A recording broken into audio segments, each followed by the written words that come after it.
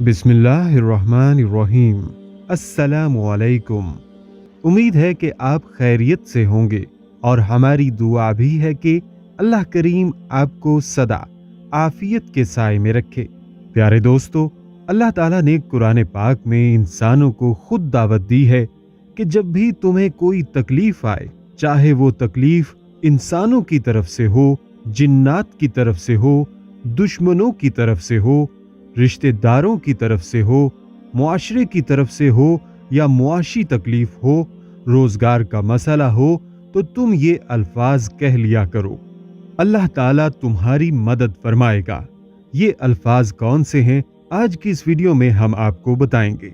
बहुत ही आसान से अल्फाज हैं और तकरीबन हर मुसलमान को ये अल्फाज याद हैं। इसको पढ़ने का तरीका और फवायद भी आपके साथ शेयर करेंगे। हमारे प्यारे नबी हजरत मोहम्मद सल्लल्लाहु अलैहि वसल्लम भी ये अल्फाज पढ़ते थे।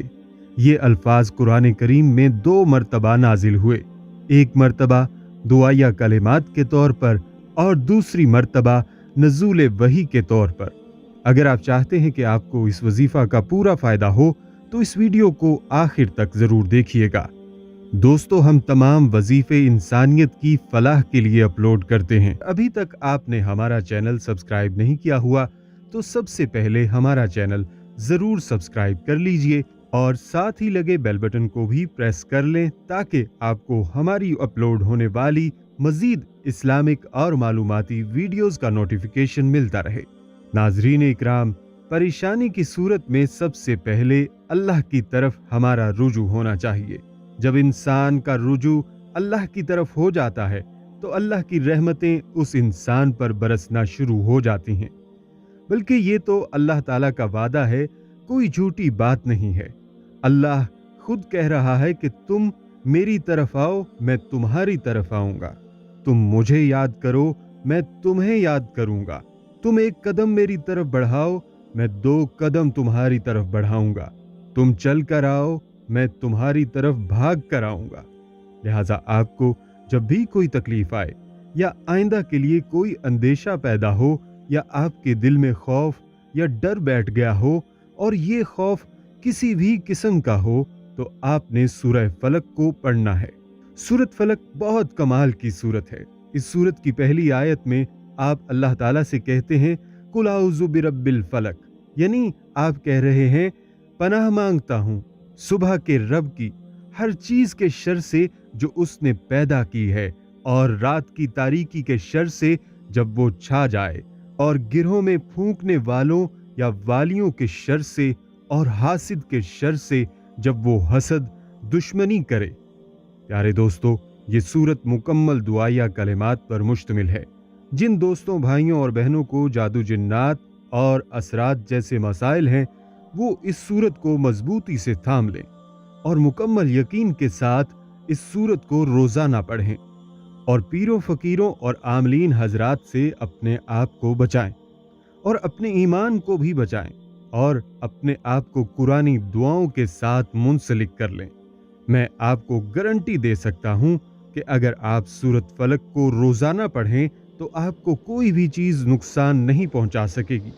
नबी करीम सल्लल्लाहु अलैहि वसल्लम ने उक़बा रज़ी अल्लाह तआला अन्हु से मुखातिब होकर फरमाया, क्या मैं तुम्हें वो कलिमात बताऊं जो इन तमाम कलिमात से बेहतर हैं, जिनके ज़रिए से कभी किसी पनाह मांगने वाले ने पनाह मांगी है।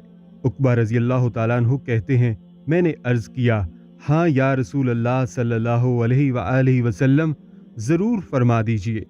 आप सल्लल्लाहु अलैहि वसल्लम ने फरमाया, कुल औज़ु बिरब्बिल फलक और कुल औज़ु बिरब्बिन नास।